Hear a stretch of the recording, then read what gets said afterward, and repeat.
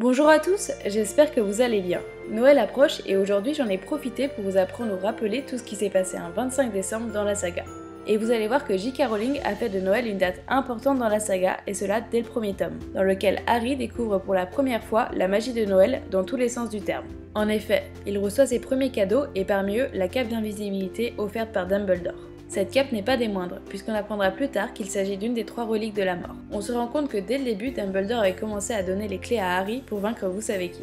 En parlant de Voldemort, c'est à la période de Noël que les jumeaux Weasley ont fabriqué des boules de Noël magiques et les ont envoyées dans le turban de Quirrell, autrement dit sur le visage de Voldemort.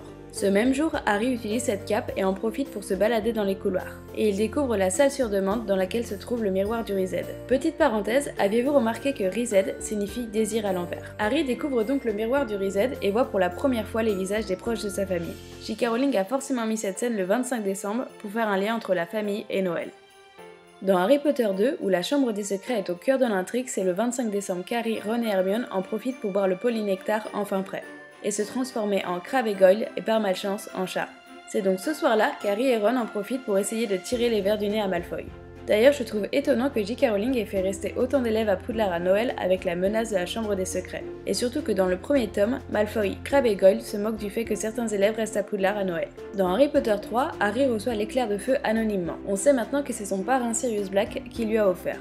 Le trio déjeune avec quelques professeurs et Trelawney prédit justement le futur du professeur Lupin. Dans Harry Potter 4, Noël est une nouvelle fois fêté en grande pompe. En effet, beaucoup d'élèves restent à Poudlard afin de participer au bal de Noël. C'est dans ce chapitre que l'on voit le trio se découvrir leurs premiers sentiments. Passons maintenant à Harry Potter 5, où Harry fête Noël pour la première fois en dehors de Poudlard, au Square Grémo avec les membres de l'Ordre du Phénix.